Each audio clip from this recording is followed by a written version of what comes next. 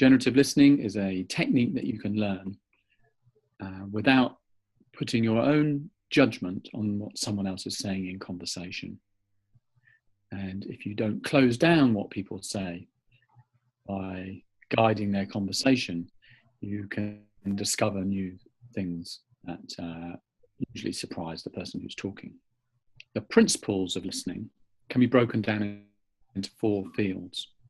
That's downloading, factual listening, empathic listening, and generative listening. Downloading, which is the first and most basic level of listening, really is about just reconfirming what you already think. It makes you feel better, and you can just agree with what someone's saying.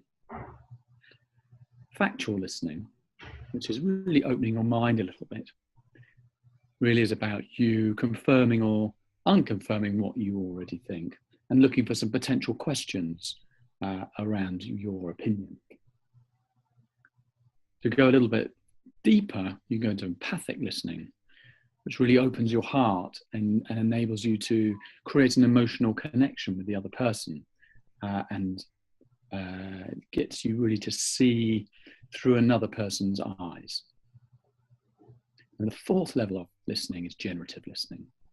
And generative listening is really wanting to see the future emerge and real possibilities occur. What I've discovered about generative listening is really, it's about understanding your presence in a conversation with someone else. It's about noticing how much you interfere with other people's conversation. And in fact, that closes down other people's thought process, and therefore you close down new possibilities of ideas evolving.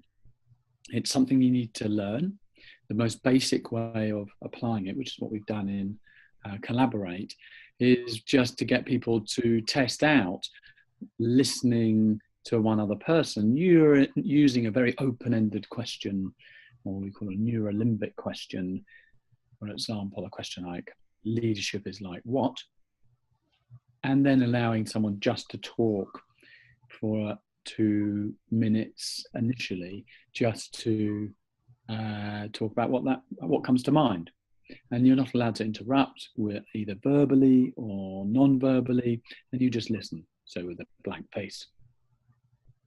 What we've discovered in our learning process is that understanding how you listen to someone is so important in the ability to create a connection and to create possibilities of new ideas. The way in which we've used it with groups of people some of whom have worked together for a very, very long time, and what we discovered was they didn't know each other. Generative listening has provided a platform for them to find out things about the other, and also has enabled them to learn a technique of listening to each other, and then solving problems together becomes easier. As soon as you've learned how to do some generative listening, you can practice and put it into more and more different scenarios that you find yourself in.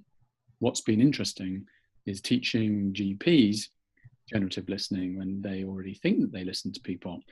I discovered, of course, the way in which a GP or a clinician asks questions is very directive, although we like to think it's very open-ended. Generative listening has allowed some GPs to think differently when they're in their consultations. And for me personally, I use it in mentoring. I also use it in conversation. And I also use it as a check and balance to myself.